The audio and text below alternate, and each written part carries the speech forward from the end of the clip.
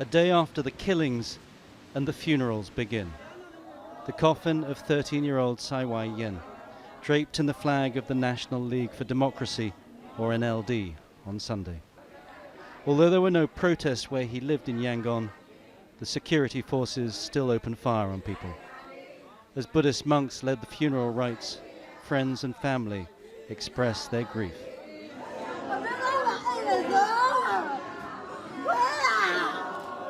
"Why are you leaving me behind?" cries his mother, inconsolable. "Can't you hear me?" she says. "How can I live without you, my son?" And the protesters continue to march. Here in the city of Dawei in southern Myanmar, people took to the streets with the now familiar chants for the military to step down. And there's no doubt now about the reception that awaits them. The security services fired with no restraint on Saturday. Rubber bullets and live rounds from automatic rifles. The pretense of protecting life and liberty has been stripped away. And despite condemnation from around the globe, little to make Myanmar's military pause.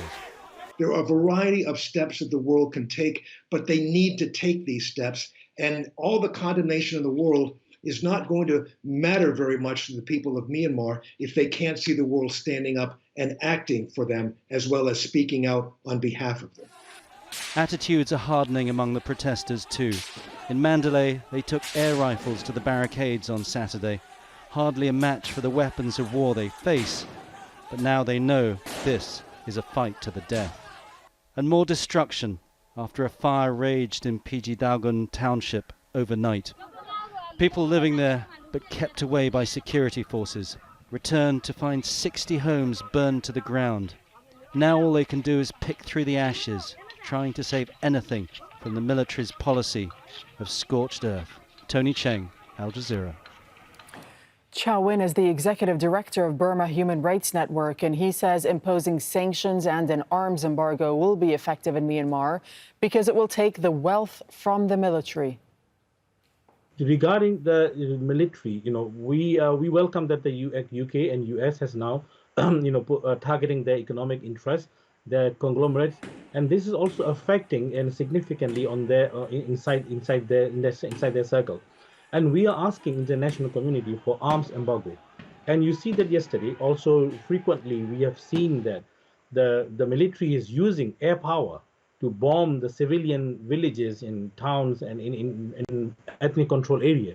So we are asking for no-fly zone to impose in those areas, because UN must prove that UN is alive, UN is functioning. In US, UN has a capability to protect the civilian.